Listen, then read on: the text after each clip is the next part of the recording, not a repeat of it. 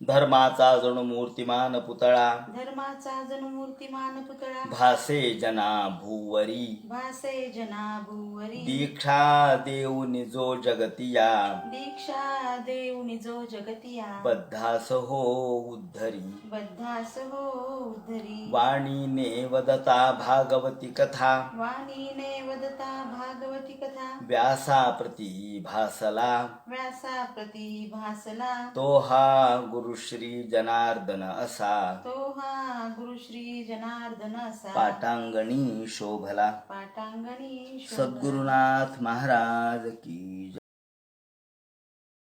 जय. हरे नमः.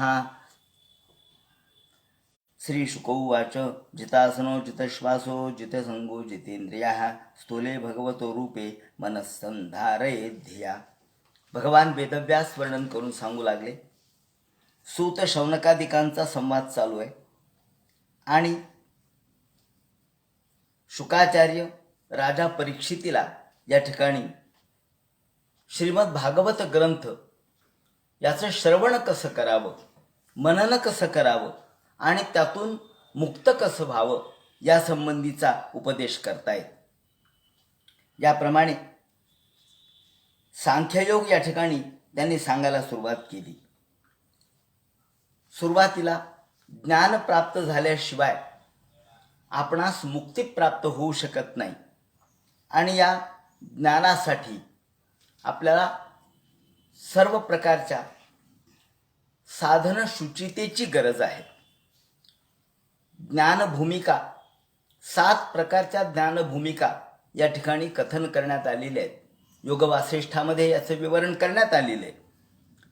श्रीमदाद्य गुरु शंकराचार्य यांनी देखील या ज्ञानभूमिकेचे विवरण केलेलं आहे आणि यामध्ये प्रामुख्याने शुभेच्छा, वैराग्यानंतरची ज्ञानेच्छा. आता या ठिकाणी शुकाचार्य राजा परीक्षितीला सांगतात, हे परीक्षिते, तू सर्वसंग परित्याग केलास ही मोठी चांगली गोष्ट आहे, कारण तुझ्यामध्ये शुभेच्छा निर्माण झाली. आज आपण शुभेच्छा शब्द सहज वापरतो. तुमच्या जन्माबद्दल शुभेच्छा, कार्याबद्दल शुभेच्छा, पण शुभेच्छा शब्द या ठिकाणी तत्वज्ञानामध्ये वैराग्यानंतरची ज्ञानेच्छा.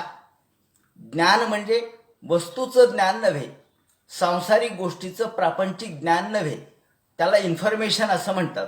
ती फक्त माहिती आहे. ज्ञान हे फक्त भगवंतासंबंधीच आहे आणि म्हणून शुभेच्छा म्हणजे वैराग्य प्राप्त झाल्यानंतर आता जी इच्छा भगवंताच्या ज्ञानाबद्दलची पृच्छा केली जाते, अथा तो धर्मं व्याख्यास्यामः, अथा तो धर्म जिज्ञासा, अथा तो ब्रह्म जिज्ञासा. हे अथ म्हणजे काय? अथ म्हणजे एवढं सगळं झाल्यावर, वैराग्यापर्यंतची स्थिती प्राप्त झाल्यावर इहमूत्रादी फलभोग विराग, या ठिकाणी सगळ्या प्रकारच्या भोगविरागांच्या पलीकडे स्वर्ग असो किंवा इहलोक असो याच्याबद्दलची कुठेही स्पृहा मनामध्ये नाही, अशी जेव्हा अवस्था होते तेव्हा त्याला आपण शुभेच्छा असं म्हणतो. त्यानंतर विचारणा ही दुसरी अवस्था आहे. ही शास्त्राध्ययनाच्या बद्दल सत्संगामुळे निर्माण होते. सत्संग या ठिकाणी आता शुकाचार्य महाराजांचा संघ, शुकाचार्य महाराजांचं या ठिकाणी ज्ञानप्राप्तीसाठी उपयोजन केलेलं आहे आणि म्हणून त्यांचा संघ, त्यांची सोबत ही विचारणा या अवस्थेत आपल्याला आलेली दिसते. म्हणजे पहिल्यांदा शुभेच्छा, मग विचारणा, त्यानंतर तनुमानसी ही अवस्था आहे. विषयापासून निवृत्ती, सगळ्या प्रकारच्या विषयाला तिलांजली देणे आणि म्हणून विषयापासूनची निवृत्ती ही तनुमानसी अवस्था. नंतर सत्वगुण प्रगट होतो, ती सत्वापत्ती. या ठिकाणी कोणत्याही प्रकारचे राग, लोभ, द्वेष, मत्सर भावना निर्माण होत नाहीत, फक्त सात्विक भाव राहतो, याला म्हणतात सत्वापत्ती. त्यानंतर पदार्था भावना म्हणजे विकाररहित अशा प्रकारची अवस्था.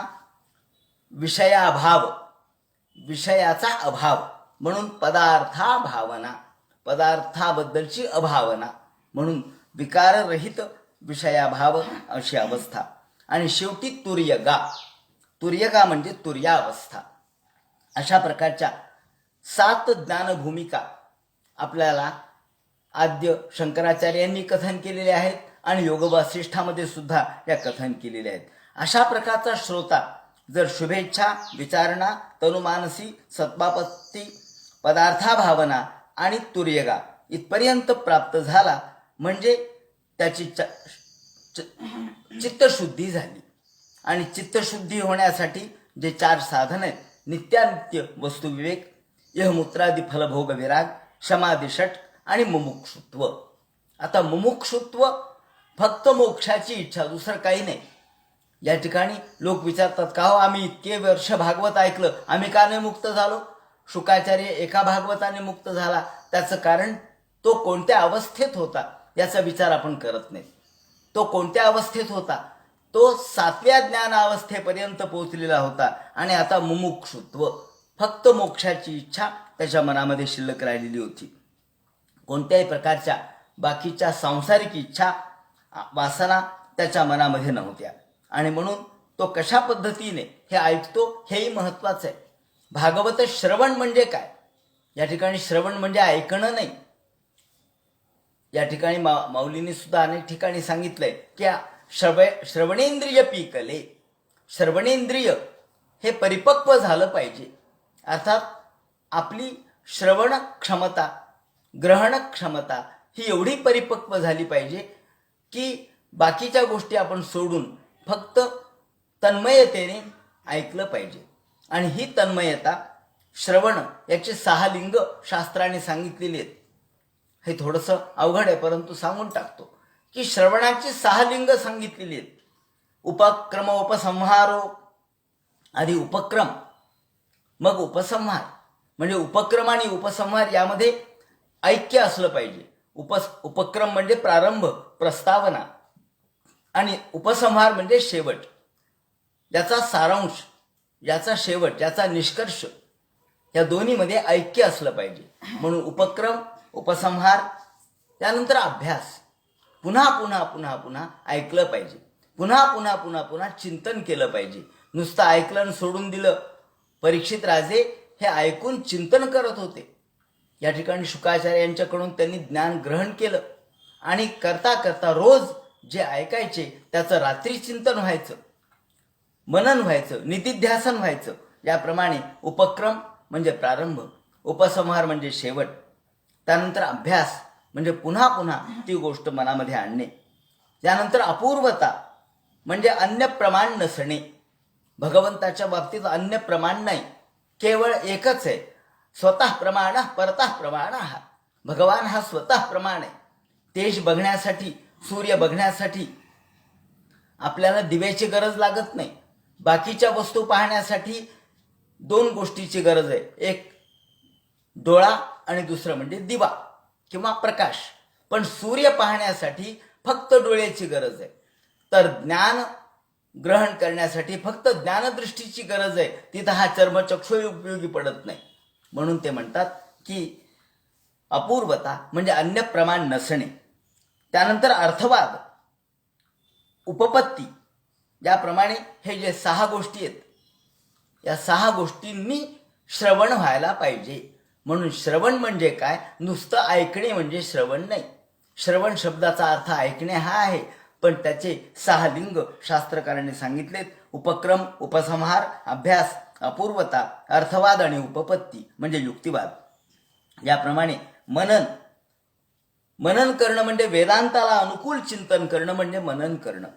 त्यानंतर चित्तम चिदीती जानियात तकार रहितम सदा. चित्त म्हणजे काय याची व्याख्या करताना त्यांनी म्हटलंय चित्तम चितीती जानियात तकार रहितम तदा.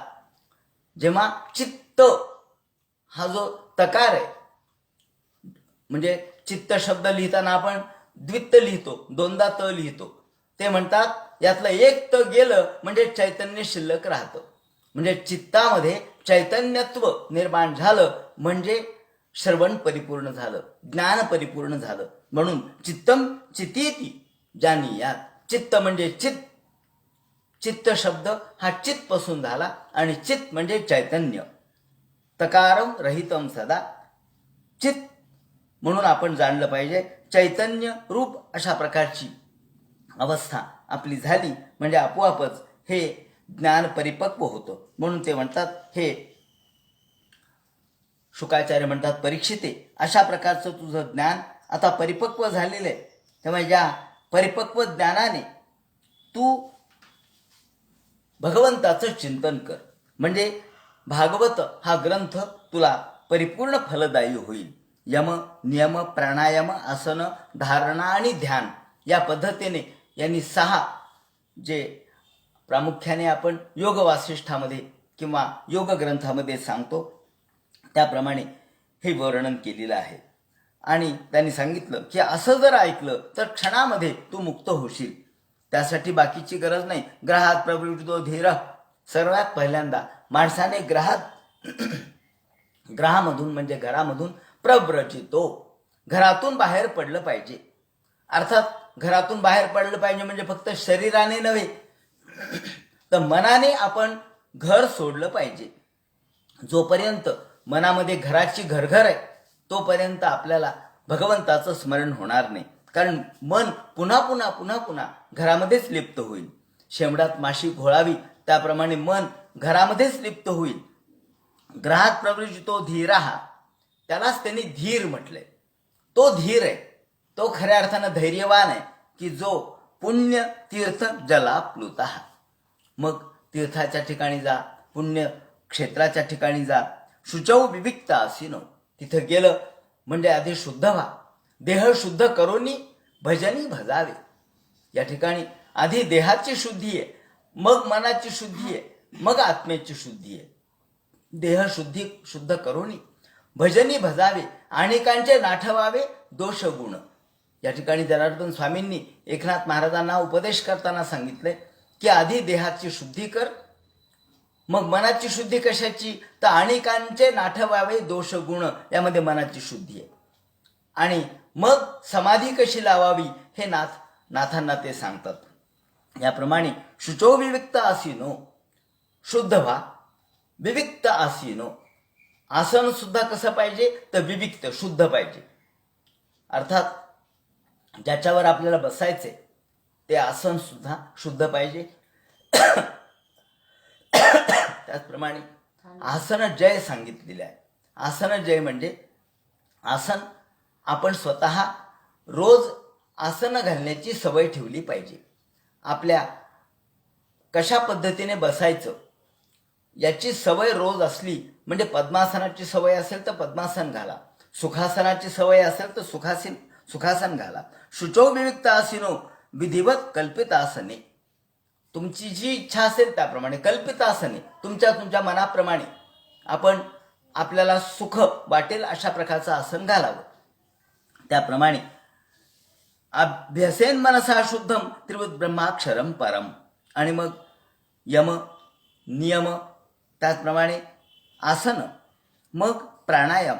हा प्राणायाम करत असताना शुद्धम त्रिवृत ब्रह्माक्षरम परम, ब्रह्माक्षराचं स्मरण करायचंय, ओमचा जप करायचा आहे. हे ओम, अ उ आणि म याला त्रिवृत असं म्हटलंय. अ उ आणि म. ओंकार हा मांडुक्य उपनिषदामध्ये याचा विचार फार सूक्ष्म स्वरूपात आलेला आहे. यामध्ये ओंकाराचं विवेचन केलेलं आहे. स्वर आणि व्यंजन जे तयार झाले ते ओंकारातूनच तयार झाले. गौडपादाचार्यांनी सांगितलं, म्हणजे विश्वाची उत्पत्ती. ब्रह्मदेवाच्या तोंडून विश्वाच्या प्रारंभी पहिला शब्द निघाला तो होता म्हणून हा विश्वाच्या उत्पत्तीचा शब्द आहे. त्यानंतर ही तेजाची देवता आहे. विश्वाची प्राप्ती ने होते, तेजाची प्राप्ती ने होते आणि ने ज्ञानाची प्राप्ती होते. म्हणून उ आणि भूर्भुव स्वाहा. आपल्याकडे 3 गोष्टी सर्वत्र आहेत. या व्याहृती ज्या आहेत भूर्भुव स्वाहा ह्या सुद्धा 3च आहेत. आणि भू म्हणजे जागृती, भुवा म्हणजे स्वप्न आणि स्व म्हणजे सुषुप्ती. जागृती, स्वप्न आणि सुषुप्ती. विश्व, तैजस आणि प्राज्ञ. विष्णू हा विश्वाची देवता आहे, तैजसाची देवता शिव आहे आणि प्राज्ञाची देवता ब्रह्मदेव आहे. म्हणून अ उ आणि म यामध्ये 3 देवता समाविष्ट आहेत. त्याचप्रमाणे 3 जागृत स्वप्न सुषुप्ती या 3 अवस्था समाविष्ट आहेत. त्याचप्रमाणे भूर भुव स्वाहा हे 3 व्याहृती समाविष्ट आहेत. त्याप्रमाणे विश्वाची विश्व तैजस आणि प्राज्ञ या 3 गोष्टी यामध्ये समाविष्ट आहेत. आणि विश्वाची प्राप्ती, तेजाची प्राप्ती आणि ज्ञानाची प्राप्ती ह्या 3 गोष्टी समाविष्ट आहेत. त्याप्रमाणे माऊलींनी तर वर्णन केले, आकार चरण युगल, उकार उदर विशाल, मकार महामंडले मस्तकाकार. अकार गणेशाचं वर्णन करताना चरण युगल हा आकार आहे, उकार हे त्याचं पोट आहे आणि मकार हा महामंडल असलेला त्याचा मस्तकाकार भाग आहे. आणि या तिन्हीचं एकरूप स्वरूप म्हणजे अशेष असलेलं ब्रह्मस्वरूप, अशेष असलेलं हे ब्रह्माचं अक्षर ब्रह्मस्वरूप. म्हणून ओंकाराचं वर्णन याप्रमाणे ओंकार म्हणत म्हणत म्हणत या सर्वांचं चिंतन करावं असं त्यांनी म्हटलंय. अभ्यासेन, पण याचा अभ्यास केला पाहिजे. अभ्यास म्हणजे पुन्हा पुन्हा पुन्हा पुन्हा हे म्हटलं पाहिजे. मनसा शुद्धम, मनाच्या शुद्धीसाठी याची गरज आहे. म्हणजे ओंकार म्हटला म्हणजे मनाची शुद्धी होते. जशी देहाची शुद्धी पाण्याने होते, तर मनाची शुद्धी कशाने? तर ओंकाराने. म्हणून त्रिवृत ब्रह्माक्षरम ब्रह्मम परम, याप्रमाणे ब्रह्माक्षर अ उ आणि म या तिन्हीचे एकत्रीकरण ओम मध्ये. आणि ओम म्हणत असताना कशा पद्धतीने म्हणावं हे आता आपल्याला रामदेव बाबांच्या मुळे माहीत झालेलं आहे की अचा उच्चार कसा करायचा, मग अ मध्येच ऊचा उच्चार कसा, आणि म चा उच्चार तोंड म्हणजे ओठ मिटून करायचा आहे. आणि त्यानंतर जसा घंटानाद वाजतो त्याप्रमाणे शेवटपर्यंत तो नाद कायम ठेवायचा आहे. मनो यच्छेजित श्वासो, आणि मनाने याप्रमाणे श्वास हळूहळू हळू आपल्याला जिंकायचा आहे. श्वासावर जय प्राप्त झाला की मग ब्रह्मबीजम अविस्मरण. ब्रह्मबीज, ओंकाराला ब्रह्मबीज म्हटलंय. ब्रह्माचं उत्पत्ती स्थान म्हणजे ओंकार आहे. ज्याप्रमाणे आपण बीज लावतो आणि त्यातून वृक्ष उत्पन्न होतो, त्याप्रमाणे ओंकार हे विश्वाचं बीज आहे. मनो यच्छेजित श्वासो, श्वासावर नियंत्रण आलं की आपोआपच मनावर नियंत्रण येतं. मन आणि श्वास, मन पवन योगे. या ठिकाणी मन आणि पवन हे एकात्म सांगितले, कारण मनावरच पवन अवलंबून आहे किंवा पवनावरच मन अवलंबून आहे. म्हणून आपण वाऱ्याला जिंकलं की मनाला जिंकू शकतो. म्हणून श्वासाला जिंकलं की मनाला जिंकता येतं. नियच्छेद विषयेभ्यो क्षान मनसा बुद्धी सारथी. याप्रमाणे मनाची सारथी बुद्धी आहे. बुद्धी आपोआपच आपण त्याच्यावरती नियंत्रण मिळवू शकतो, ज्याला म्हणतात धी. धी म्हणजे बुद्धी. याप्रमाणे आपण हळूहळू मन कर्मभिराग क्षिप्तम शुभार्थे ध्यान धिया. शुभार्थे या ठिकाणी शुभ म्हणजे केवळ कल्याण नाही, तर मगाशी आपण बघितलेली शुभेच्छा. ही शुभेच्छेसाठी म्हणजे ज्या ज्ञानभूमिका सांगितल्या त्या ज्ञानभूमिकेसाठी शुभेच्छा, विचारणा, तनुमानसी, सत्वापत्ती, पदार्था भावना आणि तुर्यगा या 7 ज्या ज्ञानभूमिका आहेत त्याच्यासाठी आपोआपच धारे धिया. धिया म्हणजे बुद्धी. बुद्धीची धारणा आपण करतो. धारणा म्हणजे आपण कायम ठेवणे. एखादी गोष्ट निश्चित आपण करणे म्हणजे धारणा करणे. आपण धारणा केल्याशिवाय याची मनाची स्थिरता होऊ शकत नाही. तत्रैकावयवम ध्यायेत व्युच्छिन्नेन चेतसा. याप्रमाणे मनो निर्विषयम युक्त्वा. आता मन निर्विषय कसं होऊ शकेल हे अष्टांग योग या ठिकाणी सांगितलेलं आहे. अष्टांग योग म्हणजे 8 प्रकारचा योग. 8 प्रकारच्या पद्धतीने आपल्याला हा योगाचा अनुभव घ्यायचा आहे. आणि तत्रैकावयवयम मनो निर्विषयम युक्त्वा ततः किंचन न स्मरेत. मन निर्विषय करणं अवघड आहे, कारण मुळातच विषयातून मन निर्माण झालं. मनाचा स्वभावच चंचल आहे. मनाचा स्वभावच विषयाकडे जाण्याचा आहे. मग मन जर विषयापासून निर्माण झालं असेल तर आपल्याला त्यातून ते मुक्त कसं करता येईल? ते म्हणतात ततः किंचन न स्मरेत. आपल्याला आनंदमयता मनामध्ये निर्माण जर केली तर आपोआपच भगवंताच्या चिंतनाने मन निर्विषय होईल. मनाचा स्वभाव आहे, कशाचं तरी चिंतन करण्याचा स्वभाव त्याचा आहे. कशाचंही असो, विषयाचं चिंतन असो किंवा एखाद्या गोष्टीचं चिंतन असो, ते करत राहतं. ते त्याचा स्वभाव आहे. मग आपल्याला या ठिकाणी एकच काम करायचं आहे, ते म्हणजे त्याला त्याच्याजवळ विषय न देता त्याच्याजवळ भगवंताची चिंतनाची सवय त्याला लावली पाहिजे. म्हणून आनंदमयता हा मनाचा स्वभाव आहे. तत्पदम पदम तत्परमं विष्णोर मनो यत्र प्रसीदती. मन त्यांनी प्रसन्न होईल. कशाने? भगवंताच्या चिंतनाने मन प्रसन्न होईल.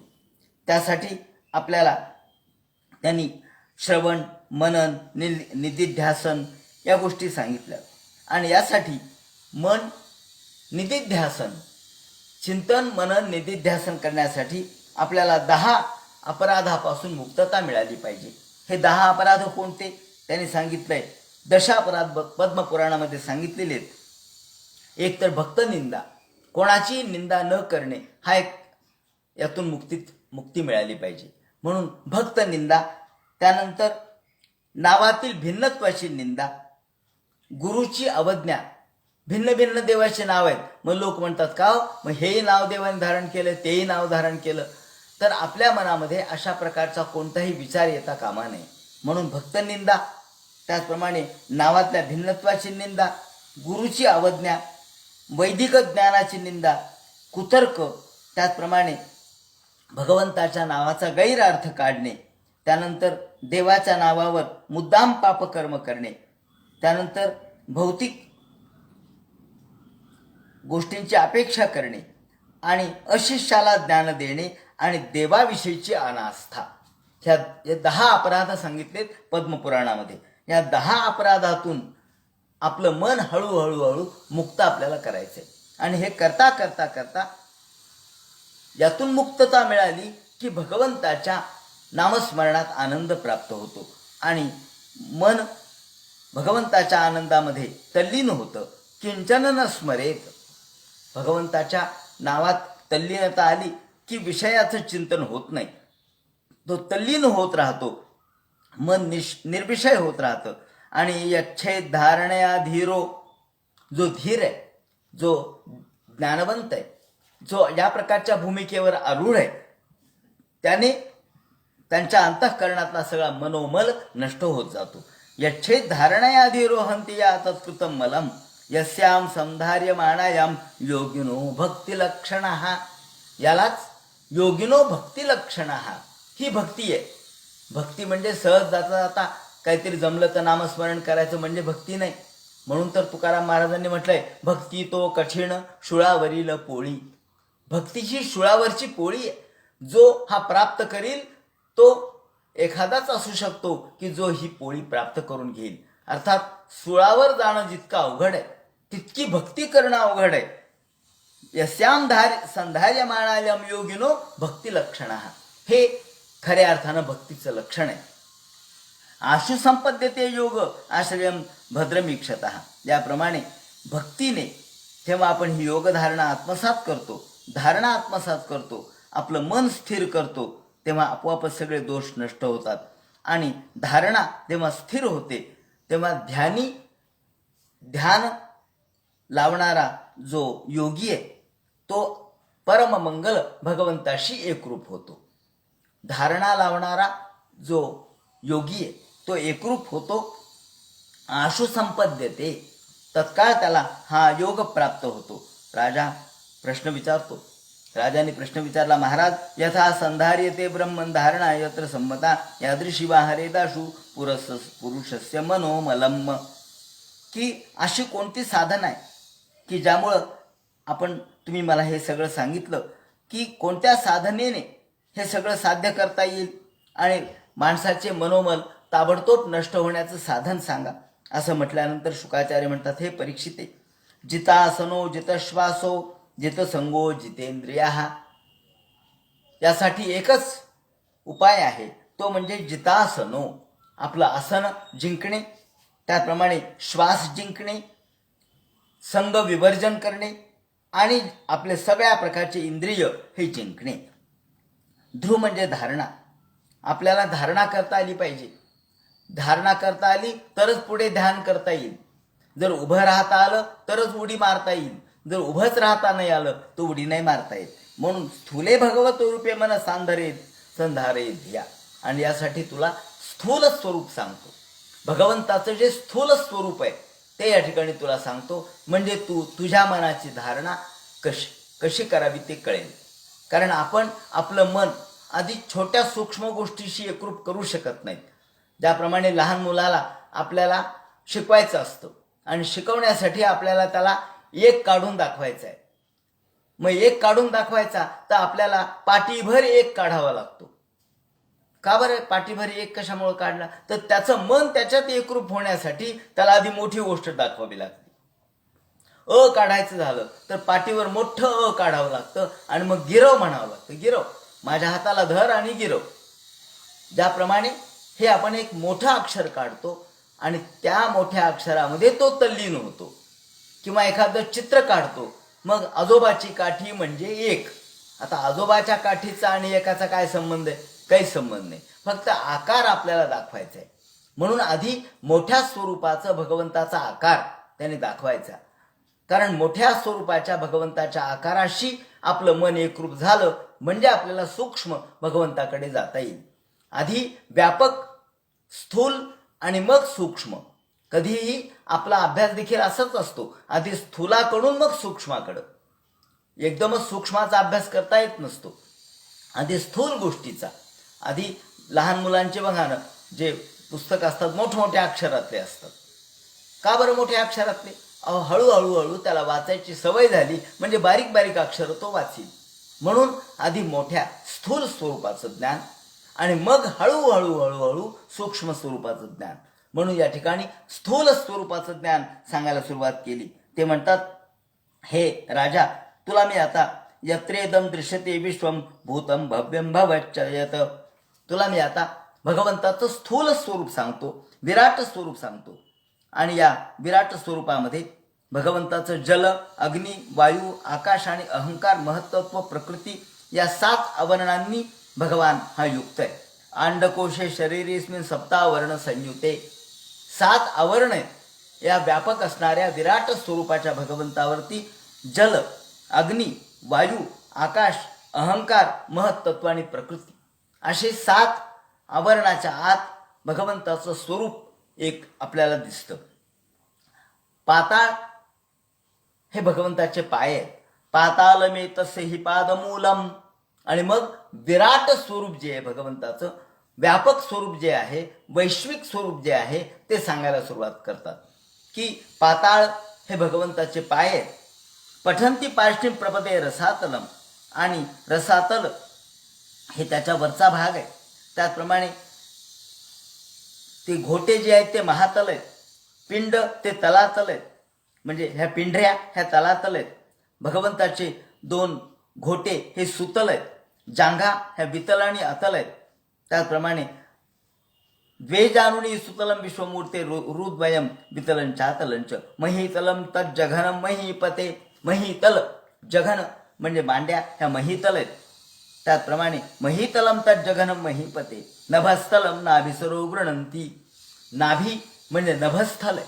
हे नभ म्हणजे भगवंताची नाभी आहे असं तू समज.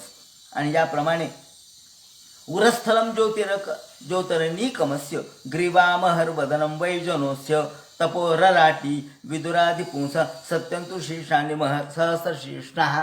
भगवंताचे 1000 मुख आहेत, 1000 डोके आहेत त्याला. सहस्र शीर्षा पुरुष सहस्राक्ष सहस्र पात सभूमीम विश्वतो वृत्वा अत्यतिष्ठ दशांगुलम.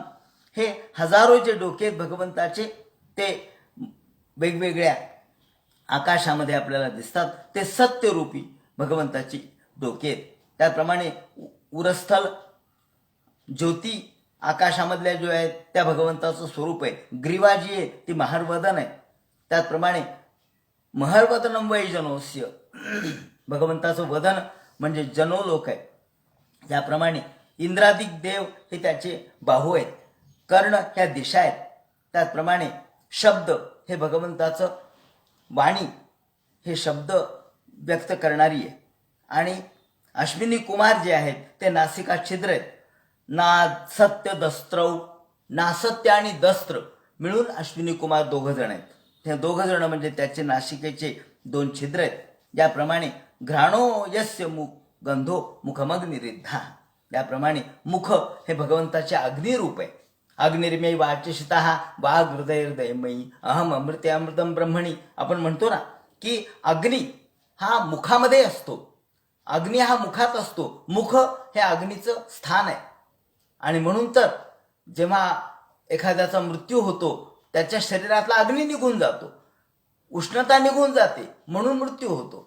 आणि म्हणून त्याला मुखाग्नी द्यावा लागतो. अग्नी कुठे ठेवावा लागतो? तो मुखातच. का तर तेच त्याचं स्थान आहे.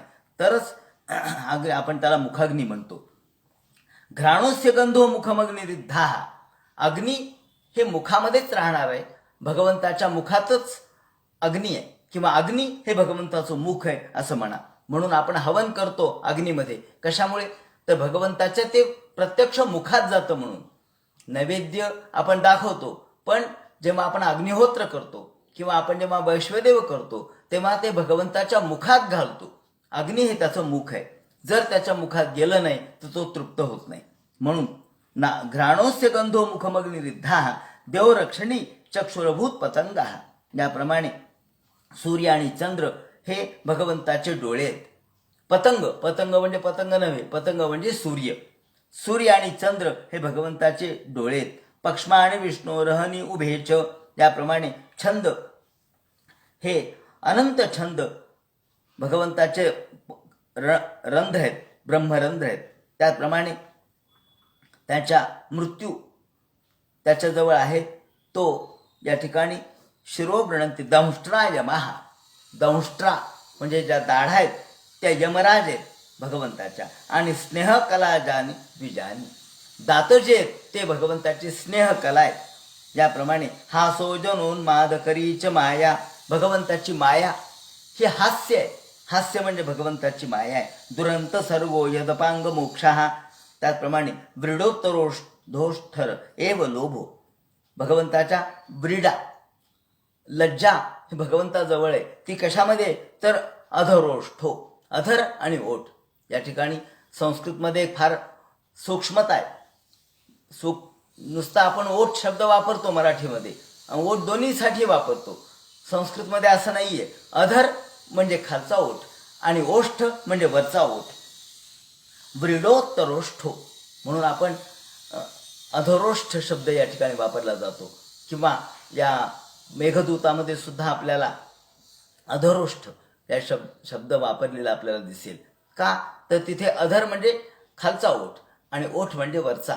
याप्रमाणे मेघदूतामध्ये सुद्धा आपल्याला महाकवी कालिदासाने अधरोष्ठ शब्द वापरलाय. व्रीडोत्तरोष्ठोधर एव लोभो, लोभ आणि व्रीडा, व्रीडा म्हणजे लज्जा, हे त्याचे अधर आणि ओठ आहेत. याप्रमाणे धर्मस्तनो, समोरचा भाग भगवंताचा धर्म आहे. धर्म ही त्याची छाती आहे आणि अधर्म ही त्याची पाठ आहे. याचं तात्पर्य काय हो? याचं तात्पर्य असं आहे की अधर्म ही त्याची पाठ आहे. म्हणजे पाठ आणि पोट एकच असतं खरं म्हणजे. पोट समोरचा भाग आहे आणि पाठ मागचा भाग आहे. हो, म्हणूनच त्याला पाठ म्हणतात. धर्माला जो पाठ दाखवतो तो भगवंतापासून दूर जातो. म्हणजेच भगवंताची ती पाठ आहे. भगवंताला पाठ नाही दाखवायची, धर्माला पाठ नाही दाखवायची. धर्म सन्मुख पाहिजे. सन्मुख आणि विन्मुख. समजा एखादी गोष्ट आपल्या सन्मुख आहे, समोर आहे. समजा चंद्र सन्मुख आहे तर काम होतं. का? तर चंद्र समोर आहे. आणि चंद्र बिनमुख असेल तर, पाठीवर असेल तर काम होत नाही. का? तो आहे ना, आहे पण पाठीवर आहे, काय उपयोगाचा? म्हणजे समोरचा माणूस जर आपल्या विन्मुख झाला, साधी गोष्ट आहे. समोरचा साहेब आपल्या सन्मुख आहे म्हणजे आपल्या बाजूनी आहे तर काम होतं. आणि बिनमुख झाला तर, त्याच्या विरोधात आपण गेलो तर, भांडण झाले तर मग होणारं काम होत नाही, म्हणजे वेळ लागतो. का बरं? म्हणजे साहेब बदलल्याशिवाय काम होणार नाही, तो विन्मुख आहे माझा. तेव्हा विन्मुख म्हणजे पाठ करणे. म्हणून भगवंताची अधर्म ही पाठ आहे. भगवंत अधर्माला विन्मुख असतो. एका ठिकाणी त्यांनी शब्द वापरलाय की देव आणि दानव या दोन्हीसाठी देव सारखेच जरी असले तरी देव आणि देवाच्या बाजूनी त्यांना अमृत का मिळालं आणि राक्षसांना मात्र अमृत का नाही मिळालं याचं उत्तर देताना त्यांनी सांगितलंय की देव हे देवांच्या सन्मुख होते आणि राक्षस मात्र विन्मुख होते. राक्षस भगवंताला विन्मुख होते म्हणून त्यांना अमृत प्राप्त झालं नाही. तात्पर्य सांगायचं असं की अधर्म हाही आहे आणि धर्म हाही आहे, पण धर्म हा सन्मुख आहे आणि अधर्म हा विन्मुख आहे. कोक्षी समुद्रात गिरयोस्ते संघा. भगवंताच्या या ठिकाणी मित्रावरून हे अंडकोश आहेत, प्रजापती हे मूत्रेंद्रिय आहेत, त्याचप्रमाणे समुद्र ही कोख आहे आणि पर्वत हे त्यांचे हाड आहेत.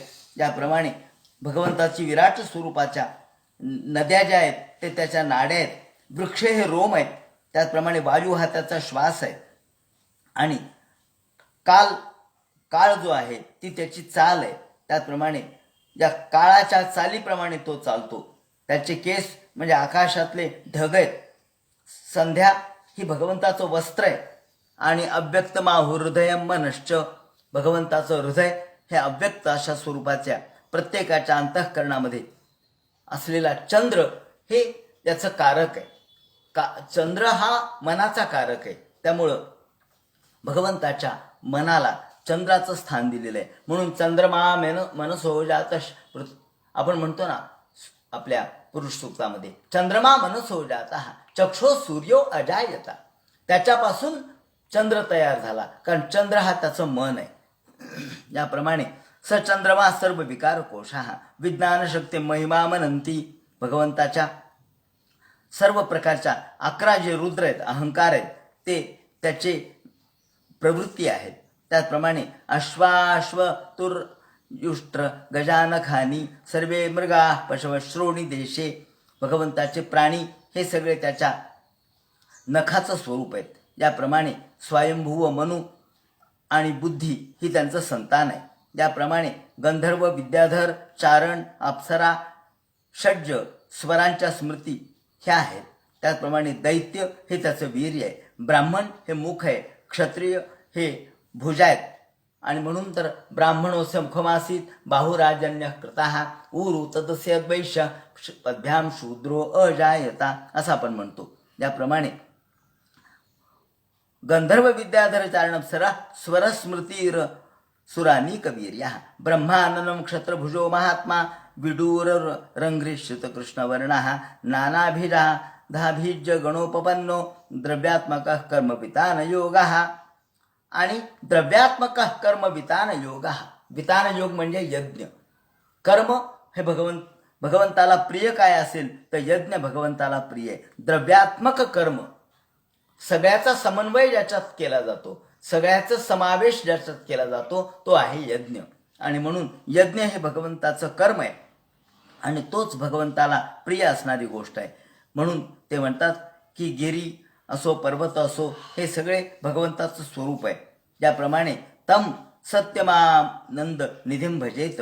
अशा सत्यम आनंदरूप असणाऱ्या भगवंताचं स्मरण करावं. तम सत्यमानंद निधिम भजेत नान्यत्र सज्जेत यथा आत्मपातः. याप्रमाणे ब्रह्म भगवंताचं स्वरूप हे आनंदमय आहे. आनंद हे त्याचं स्वरूप आहे, सत्य हे त्याचं स्वरूप आहे. ऋतंच सत्यम चाभिधात तपसो हे भगवंताचं स्वरूप आहे. आनंदो ब्रह्मेति वेजानात आनंदात देव खल्वानी इमानी भूतानी जायंते असं श्रुतीमध्ये म्हटलंय, तैत्तरीय उपनिषदामध्ये. आनंदो ब्रह्मेति वेजानात. ब्रह्म हा आनंदमय आहे हे जाणा. ब्रह्माचं स्वरूपच आनंदमय आहे. आनंदात देव. सगळं विश्व आनंदातून निर्माण झालं. हे विश्वाची निर्मिती आनंदात, विश्वाचं परिपालन आनंदात आणि विश्वाची परिसमाप्ती देखील आनंदात होते. म्हणून आनंदात देव खल्वानी इमानी भूतानी जायंते. ज्याप्रमाणे या भगवंताचं सत्य स्वरूप, भगवंताचं व्यापक स्वरूप, भगवंताचं विराट स्वरूप, भगवंताचं स्थूल स्वरूप या ठिकाणी वर्णन केलं. तेव्हा शुकाचार्य म्हणतात, परीक्षिते एवं पुरा. अशा प्रकारे सर्वत्र भगवंत पाहायला शिकलं पाहिजे. सर्वत्र भगवंताचं स्वरूप आहे याची जाणीव मनाला करून दिली पाहिजे. हे सतत याला धारणा म्हणतात. अशा प्रकारे भगवंताच्या स्वरूपाचं ध्यान सर्व विश्वामध्ये करणे विश्वामध्ये पूजितसे मी कवनाला, पूजितसे मी विश्वाला. याप्रमाणे या विश्वाचं पूजन म्हणजे विश्वात्मक भगवंताचं पूजन. आता विश्वात्मके देवे ये नैवाग्य ज्ञेतोषावे. याप्रमाणे हे विश्वात्मक भगवंताचं विश्वात्मक स्वरूप, विश्वमय स्वरूप एवं पुरा धारणयात्म योनी नष्टा स्मृती प्रत्यवृद्ध तुष्टात. आणि असं करत करत करत गेलं म्हणजे आपोआपच आपली बुद्धी भगवंताशी एकरूप होते, आपलं मन भगवंताशी एकरूप होतं आणि भगवंताला आपण एकरूप मनाने जेव्हा जाणतो तेव्हाच खऱ्या अर्थाने ईश्वराचा साक्षात्कार आपल्याला मनाला होतो. ते म्हणतात सृष्टीच्या प्रारंभी जेव्हा ब्रह्मदेवाने ही सृष्टी निर्माण केली त्यावेळेला ते विसरले होते, पण त्यांनी जेव्हा याची धारणा केली, मन स्थिर केलं, या सर्वांच्या मध्ये भगवंताचं स्वरूप जाणलं, तेव्हा धाता यथा पूर्वमकल्पयत. धाता म्हणजे ब्रह्मदेव. ब्रह्मदेवाला देखील पुन्हा पूर्वस्मृतीचं ज्ञान झालं आणि तथा ससर्जेत अमोघ दृष्टीर. त्याप्रमाणे त्याने ही अमोघ दृष्टीने, वाया न जाणाऱ्या दृष्टीने, निष्कारण व्यर्थ न जाणाऱ्या दृष्टीने, केवळ सार्थ असणाऱ्या दृष्टीनेच त्यांनी या विश्वाची निर्मिती केली. यथाप्ययात प्राग व्यवसाय बुद्धी. व्यवसाय बुद्धी म्हणजे एकात्म बुद्धी. व्यवसाय आत्मिका बुद्धी रेकेह कुरु नंदन. गीतेमध्ये म्हटलंय कृष्णाने की व्यवसायात्मिका बुद्धी केली पाहिजे. एकच एक तल्लीनता, बुद्धीची तल्लीनता. बुद्धी सगळीकडे पांगत गेली तर आपल्याला ज्ञान होणार नाही. बुद्धी एकरूप झाली, एकात्म झाली तरच ज्ञान होईल. ज्याप्रमाणे बहिर्गोल भिंग आपण घेतो हातामध्ये, वास्तविक सूर्यप्रकाश सगळीकडेच असतो, सगळीकडेच ऊन पडलेलं असतं, पण त्या उन्हाने कागद जळत नाही, त्या उन्हाने कापूस जळत नाही. पण बहिर्गोल भिंगामध्ये आपण जेव्हा त्या उन्हाचं केंद्रीकरण करतो तेव्हा 2 मिनिटामध्ये कागद पेट घेतो किंवा कापूस पेट घेतो. कशामुळे हो? तिथे केंद्रीकरण झालं. ऊन तेच आहे, तेच ऊन, पण ते पांगलं की ते प्रभाव करत नाही, पण ते एकरूप झालं, केंद्रीकरण झालं की तिथं या ठिकाणी प्रभाव निर्माण होतो. त्याप्रमाणे आपण आपल्या सर्व शक्तीचं, मनाचं, ज्ञानाचं केंद्रीकरण केलं पाहिजे. याप्रमाणे ब्राह्मण शाब्दस्य ब्रह्मण एष पंथा यन्नाभिर्ध्यायेति धीर पार्थैः परिभ्रमन्तं तत्र न विदन्ते अर्थान मामा मायामये वासनया शयानः.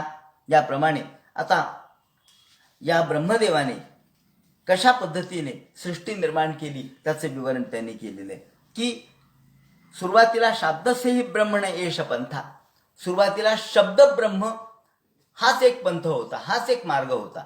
शब्द ब्रह्म म्हणजे केवळ वेद. स्वर्ग कामो यजेत. याप्रमाणे स्वर्गासाठी वेदाची निर्मिती झाली, स्वर्ग प्राप्तीसाठी वेदाची निर्मिती झाली. आणि मायामय वासना या शयानः, भगवान हा माया स्वरूपाचा आश्रय करून या ठिकाणी झोपलेला आहे. सुखाच्या वासनेची प्रारंभी माणसाला इच्छा असते, माणसाला सगळ्या प्रकारच्या इच्छेची अपेक्षा आहे, सगळ्या प्रकारच्या अपेक्षा पूर्ण होण्याची इच्छा असते. आता कवीर नाम सुयावदर्था स्याद प्रमत्तो व्यवसाय बुद्धी. परंतु माणसाने मर्यादित आपलं जीवन ठेवावं, या ठिकाणी मर्यादित अपेक्षा करावी. या ठिकाणी शुकाचार्यांनी फार मार्मिक गोष्ट सांगितली आहे की माणसाला इच्छा तर स्वैर आहेत, परंतु कुठेतरी माणसाला मर्यादा घालता आली पाहिजे. म्हणून ते म्हणतात अहो कमीत कमी गरजा ठेवा. जशा महात्मा गांधींनी सांगितलं, काही गरज नाही, आपल्याला फार गोष्टीची गरज नाहीये, कमीत कमी गोष्टीमध्ये आपलं जीवन आपण चालवू शकतो, कमीत कमी असणाऱ्या गोष्टीमध्ये आपलं जीवन आनंदात आपण घालवू शकतो. त्यासाठी वेगवेगळ्या अशा पदार्थांचा पसारा करायची गरज नाहीये. मग कमीत कमी गोष्टी आम्हाला कशा गरजेच्या आहेत, कमीत कमी गरजा कमी करणं हाच सुखाचा खरा मार्ग आहे. गरजा वाढवणं हा सुखाचा मार्ग नाही. म्हणून त्यांनी सांगितलं की स्याद प्रमत्व व्यवसाय बुद्धीही अंतःकवीर नामसु यावदर्थाः. माणसाने यावदर्थ कामापुरतं आपलं जीवन जगावं, कामापुरतं संसाराचा उपभोग घ्यावा. या ठिकाणी संसाराला नकार त्यांनी दिलेला नाही. संसार नाही म्हटला नाही, प्रपंच नाही म्हटला नाही, पण कामापुरता आपण बसमध्ये बसतो तर आपली जागा पकडून बसतो. आपल्या जागेवर कोणाला बसू देत नाही, पण कुठपर्यंत? आपलं गाव येईपर्यंत. आपलं गाव आलं की आपण उतरून खाली येतो. गाव म्हणले तुमची जागा, अहो म्हणले आता माझं गाव आलं, मला काय करायचंय? म्हणून आपण आपलं ध्येय ओळखलं पाहिजे. आपल्याला कुठं जायचंय, आपल्याला काय करायचंय, आपल्या कामापुरतं आपण पाहावं. आपलं काम या ठिकाणी जागा बसमधली पकडली, आपण रिझर्वेशनही केलं, पण ते काय बस शेवटपर्यंत जिथं जाईल तिथपर्यंत रिझर्वेशन आपण करत नाहीत. आपलं गाव आलं की आपण उतरतो. त्याप्रमाणे प्रत्येकाने कबीर नाम सुयावदर्थ, ज्ञानी माणसाने, हुशार माणसाने आपलं यावदर्थ कामापुरतं उपभोग घ्यावा. स्यादप प्रमत्तो, माणसाने व्यवसाय बुद्धी, एकात्म बुद्धीने, चिंतनशील बुद्धीने सगळ्या पदार्थामधल्या बाकीच्या हेय भावना काढून टाकाव्यात. पदार्थ कुठपर्यंत उपयोगी आहे? आपल्या कामाला आहे तोपर्यंत. परंतु सगळ्या गोष्टी जमा करणं हा काही खऱ्या अर्थाने धर्म नव्हे. म्हणून ते म्हणतात संसारामध्ये केवळ कामापुरता आपण पहा. आंब्याचा रस चाखण्यापुरता आंब्याचा स्वाद घ्या, परंतु विनाकारण या गोष्टी जमा करत बसू नका. सिद्धेन्यर्थार्थे न येते ते तत्र परिश्रमं तत्र समीक्षमाणः. सत्यां क्षितौ किं कशिपो प्रयासैर् बाहो स्वसिद्धेः उपवर्णैः किं सत्यंजलो किं पुरुषान्न पात्र्या दिक्वल्कलादौ सति किं दुकूलैः. माणसाने मर्यादित सगळं कसं जगावं याचा या ठिकाणी उपदेश केलेला आहे. ते म्हणतात की चिराणी किंपती न संती दिशंती भिक्षाम. माणसाला खाण्यासाठी या ठिकाणी भिक्षान्न सेवन जो करतो तो खऱ्या अर्थानं आनंदी राहतो. म्हणून भिक्षा आपण मागावी. फळ या ठिकाणी फूल रस्त्याने जाताना आपण भिक्षान्न सेवन जर केलं तरच खऱ्या अर्थानं आनंदी आपण राहू शकतो. केवळ सगळ्या वस्तू जमा करणे, सगळ्या वस्तूचा साठा करणे हे उपयोगाचं नाही. चिराणी किं पथिन संती दिशंती भिक्षाम.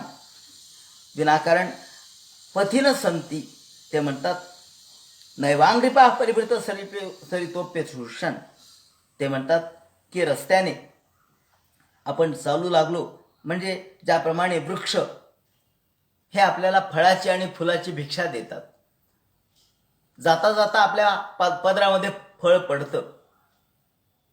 वृक्ष आपल्या पदरामध्ये फळ घालतो, तेवढं घ्यावं, तेवढं खावं आणि आनंदात जगावं. कशाला कोणाच्या नादी लागायचंय?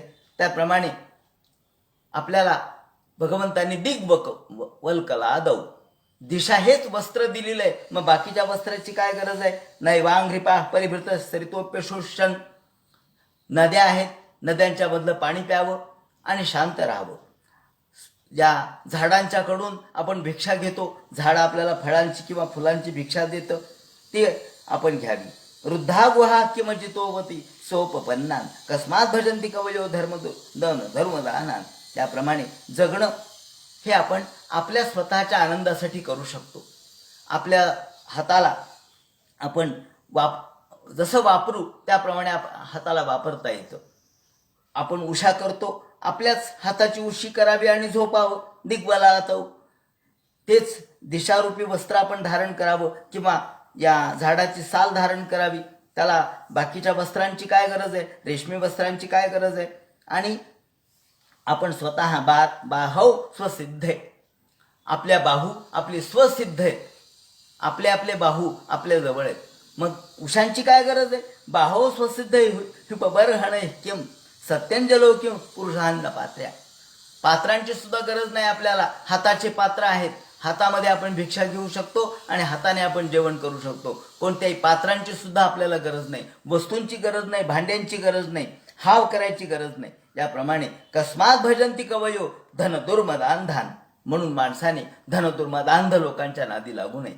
या ठिकाणी सत्य आणि सत्याने कसं वागावं, त्याप्रमाणे निस्वार्थपणाने कसं वागावं, भोगरहितपणाने कसं वागावं याचं विवरण केलेलं आहे. आता या संबंधी आणखी ते जे विवरण करतील आणि पुढे भगवंताच्या या ध्यानाचं जे चिंतन करतील, भगवंताचं ध्यान कसं करावं धारणा झाली, आता ध्यान कसं करावं या संबंधी जे सांगतील तो सगळा भाग उद्याच्या चिंतनामध्ये सांगता येईल. हरे नमः. पुंडली कवरदे हर विठ्ठल.